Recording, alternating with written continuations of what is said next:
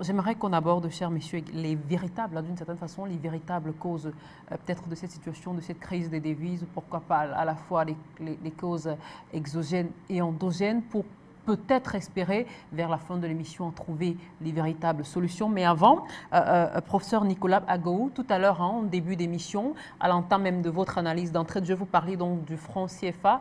Vous disiez qu'il n'est pas nécessaire, justement, de tourner en rond parce que le point focal, le point le plus important, justement, selon vous, qui met aussi la sous-région dans cette situation, c'est ce franc CFA. Alors, ce franc CFA qui est comme cette sorte d'épée de Damoclès qui est donc justement sur la sous-région. Alors, certains analystes pensent également, professeur Abgou, que le franc CFA, ce franc CFA justement, agit aujourd'hui comme une sorte de taxe sur les exportations et une subvention pour les importations. Est-ce que vous êtes d'accord avec cette analyse-là, professeur Abgou?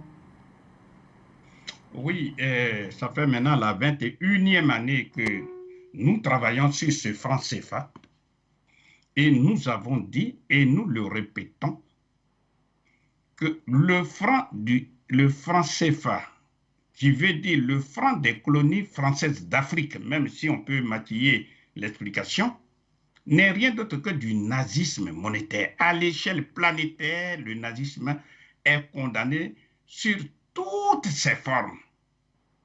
Donc, même si cela peut choquer, il n'existe pas un seul, je dis bien, il n'existe pas un seul avantage dans le franc CFA. Tous ceux qui sont en train de perdre le temps à tout le monde, c'est parce que je continue de penser qu'ils n'ont pas eu encore leurs propres parents qui meurent. Aujourd'hui, nous assistons à quelque chose d'exceptionnel. Des Africains qui quittent le continent richissime pour aller mourir dans le désert, pour aller mourir dans les océans, pour aller se faire des esclaves volontaires dans les pays arabo-musulmans. Lesquels pays arabo-musulmans ont mis l'Afrique noire en esclavage pendant 14 siècles consécutifs. Parce que là encore, il y a un problème de conscience historique. Nous disons, l'heure est gravissime. Et quand vous demandez à tous les pays d'Afrique francophone, c'est-à-dire tous les pays d'Afrique qui utilisent le franc CFA, vous allez partout. Vous voyez partout les citoyens. Quand vous causez avec eux, il y a un verbe qui revient constamment, une expression qui revient constamment. Elle est celle-ci, il me manque les moyens. Quand on dit il me manque les moyens, ça veut dire il me manque de l'argent. Ce n'est pas qu'ils sont des idiots. Ils veulent entreprendre, mais l'argent n'existe pas pour eux. Pourquoi? Parce que l'occupant sempiternel, c'est-à-dire dans ce cas précis, la France, a compris que l'indépendance politique qui a été donnée aux Africains est vide de son sens dans la mesure où la France a retenu l'argent. Parce que quand on dit monnaie, c'est trop technique. La monnaie, c'est l'argent qu'on utilise dans le pays, n'importe quel pays. Vous allez au Brésil, leur argent, l'argent qu'ils utilisent, ça s'appelle le réal. Vous allez aux États-Unis, c'est le dollar, et ainsi de suite. Donc, je disais que quand vous voulez mettre en ce temps moderne quelqu'un en esclavage, eh bien, tout simplement, vous lui retirez son porte-monnaie et il va dépendre de vous. Jusqu'à ce qu'il prenne conscience qu'il ne peut pas aller loin tant qu'il est encore dans la dépendance financière. On ne développe pas un pays avec la mendicité financière internationale. Le continent est richissime. Les Africains ont le droit, je dis bien ont le droit de profiter de ces richesses naturelles que Dieu leur donne. Mais pour y parvenir, il faut financer. Et pour financer, nous le disons, et nous cherchons, nous aimerions qu'on nous tienne en contradiction. Il faut battre monnaie. Et pour battre monnaie, ce n'est pas de la mer à boire. Aujourd'hui, nous savons qu'il y a 3 solutions qui, si elles sont appliquées, non seulement les Africains vont satisfaire leurs besoins essentiels, Mais l'Afrique peut même reprendre, et je pèse mes mots, reprendre la direction du monde comme elle l'a fait hier. Beaucoup d'Africains ne le savent pas. Donc, ceux qui sont là en train de nous perdre le temps disant que oui, il y a tel avantage, le franc CFA est lourd, etc. Ce n'est pas ça. Je vous ai dit d'entre de jeu 6 pays africains qui sont en tête selon l'indice de développement humain, classement fait par les organisations internationales. Ces pays-là ont quitté, pour ceux qui l'avaient, c'est-à-dire, je prends le cas de la Tunisie, de l'Algérie, tous ces pays-là utilisaient le franc CFA, ont quitté le franc CFA. En ce qui concerne les Seychelles, tout comme la Tunisie, comment on appelle, l'île Maurice et le Botswana, ils n'utilisent pas le franc CFA. Il n'y a pas ce genre de problème dont nous débattons aujourd'hui. Le débat sur le problème des crises des monnaies, et non, des crises qu'on appelle des devises, etc. Ce sont des problèmes qui ne finiront jamais tant que le franc CFA sera utilisé. C'est tellement évident. Même en Occident, précisément de Paris, d'où je vous parle, quand on fait ces conférences, quand on vous dit que le franc CFA est une monnaie qui appartient à la France, que le franc CFA est imprimé à Chamalières, c'est-à-dire près de Clermont-Ferrand, donc en France, mais ces Français sont révoltés, ils ne comprennent pas. Donc nous disons de façon sérieuse que l'ère est gravissime. Aujourd'hui, en ce temps moderne, pour recoloniser un pays, on met la main sur la monnaie du pays ou bien du groupe de pays. C'est ce qui se passe. Vous-même, vous êtes au Cameroun. Est-ce que vous pouvez trouver, je dis bien un seul Français qui est pauvre là-bas? Ça n'existe pas. Ici, à Paris, tout comme en France, partout, tout comme dans les autres, on trouve partout des clochards, c'est-à-dire des gens qui sont dans leur pays, qui mangent dans les poubelles, etc. Mais ces mêmes-là, vous les prenez, vous les emmenez dans les pays CFA, eh bien, le lendemain, dans les jours qui arrivent, vous les verrez sortir de la misère. Pourquoi? Parce qu'ils auront accès à des crédits bancaires. Lesquels crédits bancaires leur permettront de créer leur entreprise. En créant leur entreprise, comme dans tous les pays du monde, ils en sont les patrons. Parce qu'ils ont des crédits bancaires, les Africains qui sont les sous-prolétarisés vont travailler pour eux, vont créer des richesses. Et puis ce monsieur va sortir de la pauvreté et après rembourser son argent. Et enfin, l'endettement qui lui a été fait. Les Africains sont chez eux, mais ils n'ont pas accès à des crédits bancaires consistants. Ni pour les entreprises, ni pour les ménages. C'est de ça nous parlons avec sérieux. Et il ne faut pas nous distraire en cherchant à trouver des avantages dans le nazisme monétaire véhiculé par le franc CFA. Le franc CFA, franc des colonies françaises, ne pourra jamais contribuer au développement socio-économique sérieux des pays africains qui l'utilisent. Et nous demandons à tous ceux qui nous écoutent de nous dire, voilà un tel pays africain qui est sorti de la misère socio-économique en utilisant le franc CFA. Ça n'existe nulle part. Et ça n'existera jamais. Des pays comme le Niger, c'est le Niger qui donne à 60% l'indépendance énergétique à la France. Mais allez au Niger, vous verrez que partout, c'est l'obscurité. Ensuite, vous allez, par exemple, en Centrafrique, qui est aussi dernier, mais c'est un scandale géologique. Même en Centrafrique, non, et je veux dire au Cameroun, il n'y a pas tout récemment, on vient de découvrir encore plus de 300 gisements de nouveaux minéraux rares, etc. Le continent est richissime. Les solutions de l'Afrique se trouvent en Afrique. On demande aux Africains, aux dirigeants africains et singulièrement au peuple africain d'arrêter de se complaire dans la soumission. On leur demande simplement, de battre monnaie, maîtriser la monnaie. Ensuite, vous allez industrialiser le pays, c'est-à-dire transformer en Afrique toutes les matières premières, agricoles, minières, minérales et énergétiques en des produits finis qui génèrent des richesses qu'on appelle les valeurs ajoutées. Et grâce à cette monnaie, financer pompeusement, de façon sérieuse, la formation des États-Unis d'Afrique. Parce que, il faut le rappeler, aujourd'hui, nous assistons à la formation des grands blocs.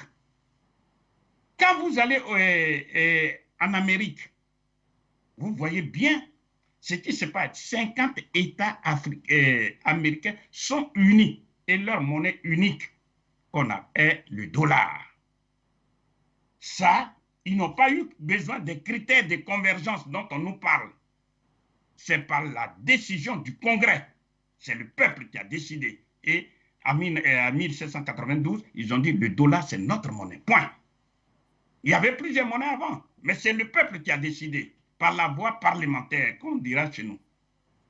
Quand vous avez ces 50 États américains se sont unis aujourd'hui avec le Canada et le Mexique à travers ce qu'on appelle l'ALENA, accord de libre-échange nord-américain.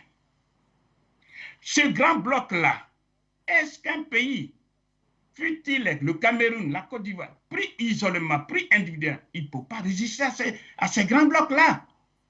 Et tout le reste de l'Amérique, eh bien, ils sont dans le Mercosur. Vous voyez bien qu'entre le Mercosur et l'ALENA, c'est un seul pas. Dans les siècles à venir, ils formeront un grand bloc continental. Vous venez en Europe. En Europe, vous avez l'Union européenne, qui hier, il y avait 6 pays. Aujourd'hui, ils sont 28. Et parmi les 28, 19 utilisent l'euro. Voilà, les États-Unis d'Europe sont en train de faire sous nos yeux, sous les yeux des Africains qui sont là en train de se battre dans la zone franc CFA. Nous disons d'avoir de la hardiesse, d'avoir le courage, d'avoir le sens de l'honneur et de la dignité. Après l'Union européenne, nous allons, par exemple, en Australie. L'Australie est à la fois un pays et un continent. Allons maintenant en Asie. Nous avons la grande Chine, aujourd'hui peuplée de 1,4 milliard de personnes officiellement. On dit 1,250 milliard, mais je vous dis ce qui est 1,4 milliard de personnes. Et cette Chine, c'est lié à l'ASEAN, Association des États de l'Asie du Sud-Est, comprenant 10 pays. Ce grand bloc-là, c'est près de 1,980 milliard. Tous ces grands blocs-là, c'est pour maximiser leurs intérêts. Et quand vous revenez maintenant en Afrique, eh bien, les Africains qui vivent dans des États microscopiques, des États, une poussière d'États microscopiques, incapables de se défendre individuellement, ils sont là et ils se battent pour pouvoir se mettre sous la coupe des autres pays. Et aujourd'hui, on peut nous détruire les uns après les autres. L'exemple frappant est celui de la Côte d'Ivoire. On est venu frapper la Côte d'Ivoire de Gbagbo, bombe sur bombe. Aucun pays africain n'a pu réagir. Et ça sera comme ça tant que nous ne serons pas unis. Donc nous disons simplement froidement, mais qu'est-ce qui nous pousse? Qu'est-ce qui fait qu'on ne peut pas s'unir? Eh bien, la monnaie africaine, créée par une volonté politique, peut contribuer à notre unification. Parce que la formation des États-Unis d'Afrique, l'État fédéral, je veux dire, c'est une décision politique. Pourquoi? Parce qu'il suffit simplement de mettre une ceinture autour de ces 54 États africains et on a l'État fédéral africain qui est formé. Et à la tête de cet État fédéral, on aura un président fédéral. Tous les autres pays africains restent qu'ils sont. Ils seront dirigés par ce qu'on pourrait appeler le président national pour ménager leur susceptibilité. Ailleurs, aux États-Unis, on les appelle des gouverneurs.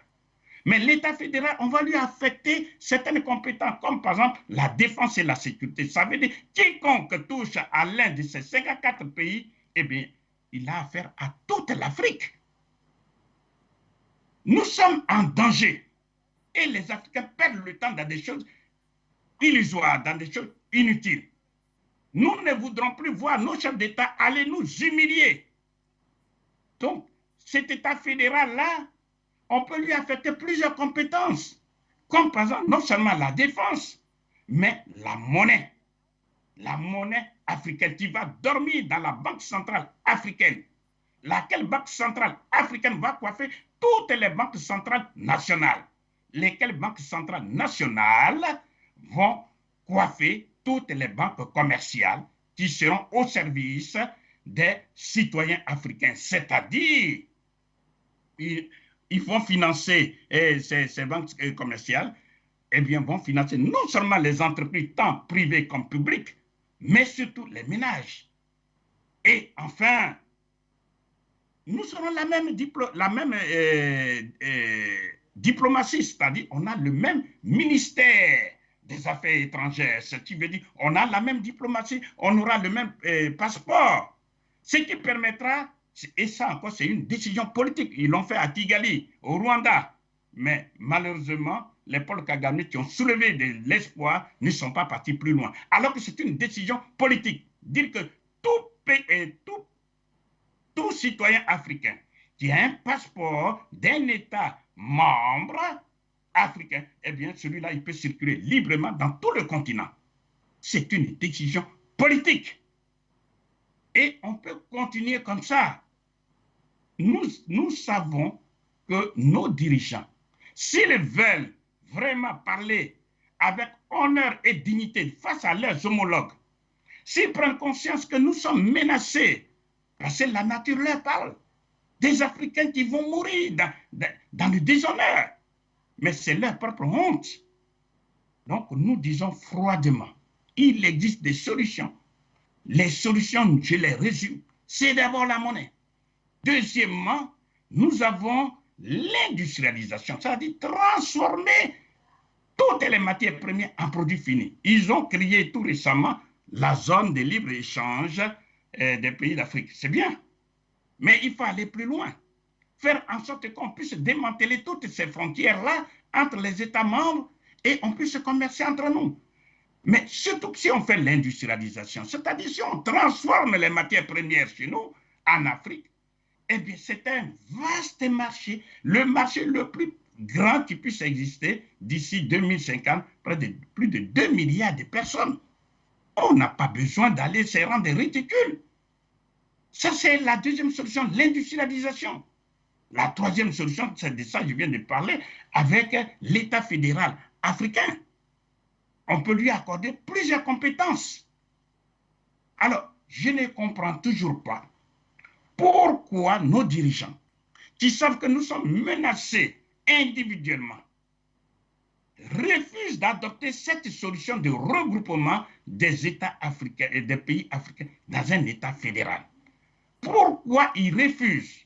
Alors qu'ils savent que la monnaie, le franc CFA, tout ça, ce sont des outils de colonisation.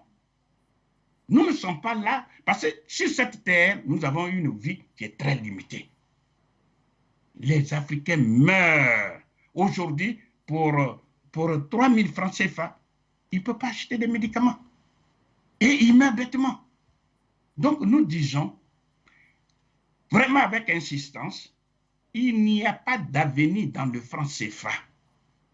Avec la monnaie unique africaine qui ne dépend rien d'autre que d'une décision politique, les Africains peuvent financer de façon très rapide leurs 14 besoins essentiels, à savoir 1. Donner de la nourriture à tous ceux qui vivent en Afrique. Cela veut dire que les industries alimentaires seront financées. Deuxièmement, parce que nous sommes dans l'industrie alimentaire, ça va permettre à nos paysans d'accéder à des moyens modernes de production. On va financer cela. On n'a pas besoin d'aller mendier. Le deuxième besoin, c'est donner de l'eau potable et l'eau courante à tous ceux qui vivent en Afrique, aussi bien dans les villes comme dans les campagnes. Ce sont les besoins essentiels, je dirais même les besoins primaires. Troisièmement, il faut permettre aux Africains de s'habiller correctement. Donc, développer ce que nous pourrons appeler les industries des textiles. Ces industries des textiles, eh bien, vont générer, comme tout le monde le sait, des emplois partout. Ensuite, financer l'habitat. Il y a de la main-d'œuvre disponible. Ces Africains ne demandent pas autre chose que d'être payés. Et on va construire des millions et des millions de logements de plusieurs standings. Parce que l'espace vital se trouve en Afrique et non ailleurs. Ensuite, une fois nous avons financé cela, nous pouvons donner de l'énergie solaire dans tous ces logements. L'énergie, avoir même une vision pour faire en sorte que l'économie africaine, dans les années à venir, puisse utiliser de l'énergie solaire gratuitement. C'est une vision. Il y a des énergies renouvelables, mais parmi plusieurs énergies renouvelables, je cite d'abord le solaire, qui va aller partout, dans les campagnes, etc. Ensuite, nous pouvons financer de façon sérieuse ce que nous appelons les transports collectifs, et certes les transports individuels, mais surtout les transports collectifs, pour que le transport puisse être agréable à tous les Africains. Or, aujourd'hui, pour se déplacer, c'est tout un problème. Ensuite, après le transport, bien sûr, les routes, il faut les financer. Les Africains ont formé des ingénieurs partout. On peut financer tout ça. Quand on dit l'argent est le nerf de la guerre, c'est de ça que nous parlons. Et ensuite, l'éducation nationale. Quand on prend un pays comme la Corée du Sud, qui en 1980 à 1960 avait un revenu par habitant de 690 $, pendant que le Cameroun, c'était plus de 1100 $. Aujourd'hui, le revenu par habitant, le PIB par habitant de la Corée du Sud est de 34 000 $. Pourquoi? Parce qu'ils ont mis en avant l'éducation. Le personnel le mieux payé en Corée du Sud, c'est la Corée du Sud, c'est le personnel enseignant. Et ça, parce que nous avons notre argent, nous sommes capables de financer cela pour donner de la valeur à l'éducation nationale. Ensuite, la santé. Aujourd'hui, c'est monnaie courante. On lutte pour aller se faire soigner à l'extérieur, hors de l'Afrique. Mais nous disons froidement que les cerveaux existent. Si nous avons de l'argent, nous pouvons financer la santé. Faire en sorte qu'il y ait des centres de soins primaires dans les villages. Ensuite, les dispensaires et les hôpitaux dans les villes. Mais mieux, faire en sorte qu'il y ait la sécurité sociale pour que quiconque va se soigner puisse être remboursé. Et enfin, mettre sur place les laboratoires pharmaceutiques. Tout ça, ça fait partie de la santé. Ensuite, un autre besoin, c'est celui de la défense. Faire en sorte que l'Afrique soit défendue. Donc, le ministère de la Défense sera bien sûr dans les mains de l'État fédéral. Et en ce moment-là, comme je l'ai dit tout tantôt, quiconque touche à l'un d'entre nous, il aura affaire à toute l'Afrique. Ensuite, nous avons ce qu'on pourrait appeler les nouvelles technologies de l'information et de la technologie. Les nouvelles technologies de l'information et de la communication, je dirais. Des cerveaux brillants pilules d'Afrique sont en Afrique. Parce qu'on ne sait pas les utiliser, ils s'en vont faire ce qu'on pourrait appeler la cybercriminalité et ainsi de suite. Mais nous disons, on peut financer la recherche et le développement. Le pays qui dépose le plus de brevets d'invention, c'est aujourd'hui la Chine, et qui a dépassé les États-Unis. Ensuite, nous pouvons financer le 13e besoin, ce que nous appelons le divertissement, c'est-à-dire la culture, le tourisme et tous les plaisirs sains. Tout est en Afrique. Mais les Africains même ne savent pas, ils sont en Afrique, ils ne savent pas découvrir l'Afrique. Et tout ça, ça tourne autour non seulement d'une volonté politique, mais des moyens financiers. Et enfin, comme nous l'avons dit, Le quatrième besoin et le 14e besoin, c'est bien l'État fédéral qu'il faut financer. Donc, nous voyons bien que le monde sait, il n'y a que les Africains seuls qui ne savent pas que le continent qui a de l'avenir, c'est bien l'Afrique.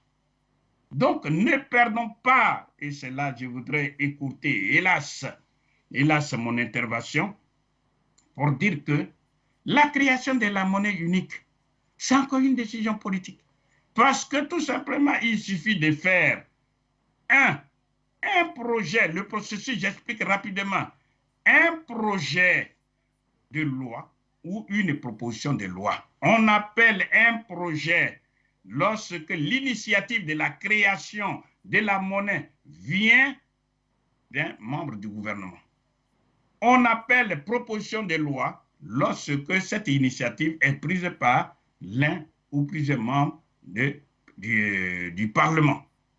Ce projet ou cette proposition de loi est déposée au bureau de l'Assemblée nationale parce que la monnaie appartient toujours au peuple. Bien sûr qu'on pourrait passer par la voie référendaire, mais on ne le fera pas compte tenu du taux d'analphabétisme élevé et surtout compte tenu du fait que c'est assez fastidieux parce que c'est à l'échelle continentale. Ensuite, ce projet de loi ou cette proposition est déposé au bureau de l'Assemblée nationale ou sinon au bureau du Parlement et on demande au peuple à travers leurs représentants, voulez-vous, oui ou non, la monnaie du colon ou alors la monnaie qui nous appartient.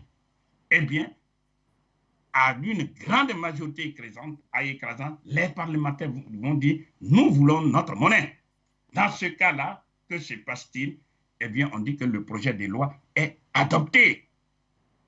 Une fois ce projet de loi est adapté, eh bien, tout simplement, on va aller faire la création de la Banque centrale africaine, comme je l'ai dit, qui va coiffer toutes les banques centrales nationales et lesquelles banques centrales nationales vont coiffer les banques commerciales. Donc, une fois la Banque centrale africaine est créée, c'est elle qui va gérer la banque, qui va gérer la monnaie unique africaine. Et cette monnaie-là sera imprimée en Afrique, sur le sol africain et non pas hors de l'Afrique. Parce que quand on maîtrise votre porte-monnaie, vous êtes dans la poche d'autrui.